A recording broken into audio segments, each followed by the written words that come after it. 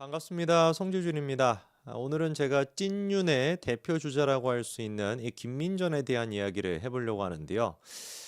제가 이제 그 김민전 의원에 대해 가지고 묻고 싶은 게 한 가지가 있습니다. 어쩌다가 김민전 의원은 미쳤습니까? 라는 거거든요.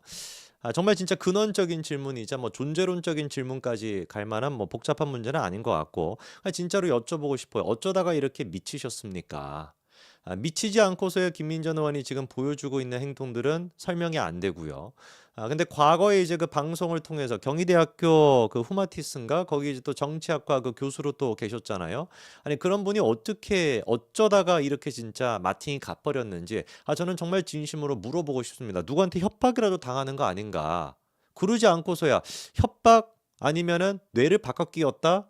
그게 아니라면은 진짜 이게 이해가 되지 않거든요. 우리 김민전 의원 같은 경우는 모쪼록 진짜 협박을 받고 있다라고 한다면 당근을 흔들어 주시고요. 뇌를 바꿔 끼웠다라고 한다면 빨리 좀 좋게 쾌차하시기를 바라겠습니다.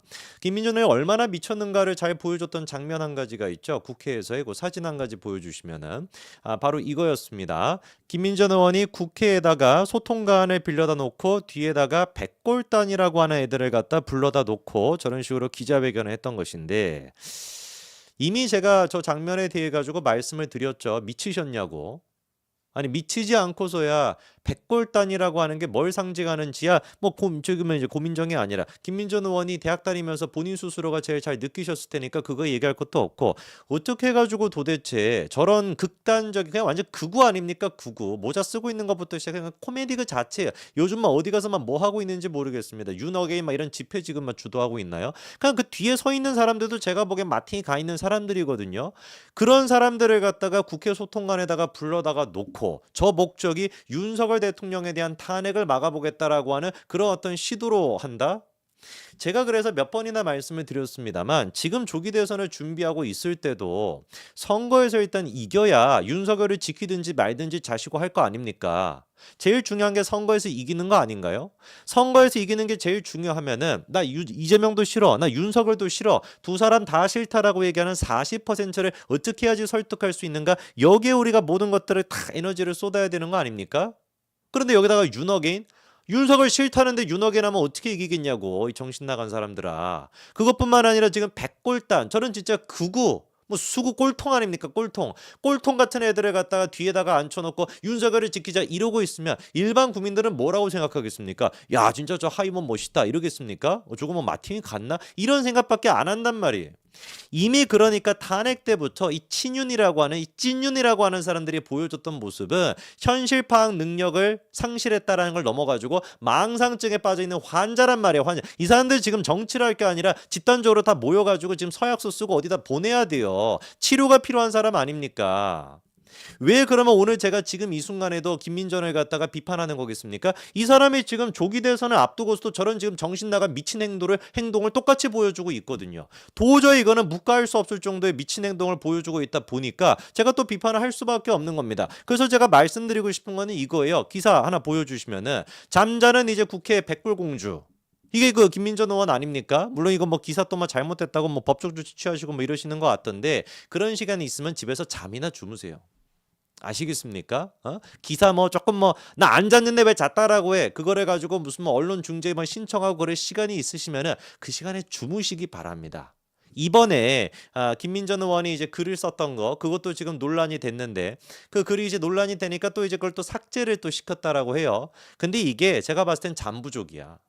잠부족이 아니라고 한다면 그냥 미쳤거나 둘 중에 하나입니다. 근데 김민전 의원 입장에서는 잠부족이 낫잖아요. 잠부족으로 그냥 말씀을 드릴게요. 뭐냐? 기사 보여주시면은 윤석열 날 왜 사살하려고 했냐라는 한동훈에게 한 말이라고 하면서 김민전이 윤석열 대통령을 면회한 그 일화를 소개시켰다라는 건데 이 얘기가 왜 나왔냐면요. 다음 기사 보여주시면 김민전이가 9일에 이런 글을 올렸습니다. 당헌 71조 2항 대통령 후보 경선에 출마하고자 하는 자는 상임 고문을 제외한 모든 선출직 당직으로부터 대통령 선거의 1년 6개월 전에 사퇴해야 된다. 이런 식으로 글을 썼어요.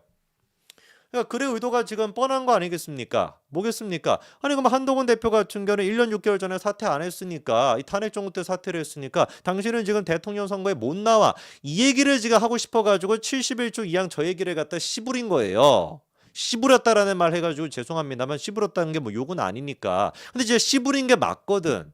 왜냐면은 일단 팩트를 우리가 봤었을 때 71조 이항이 있는 반면에 그 밑에 한 두세 줄 내려가면은 74조라는 게 있습니다. 74조 이항이라 그래가지고 예외 조항이 있거든요. 그러니까 선관위에서 판단해가지고 어떤 좀 극단적인 상황이다, 극심한 상황이다라고 판단이 된다면은 저런 식의 조항에 대해서 변화를 줄 수 있다. 이런 게 있습니다. 자, 그러면 질문해 볼까요? 지금 이제 극단적인 상황, 극심한 상황이 뭐겠습니까? 탄핵이죠.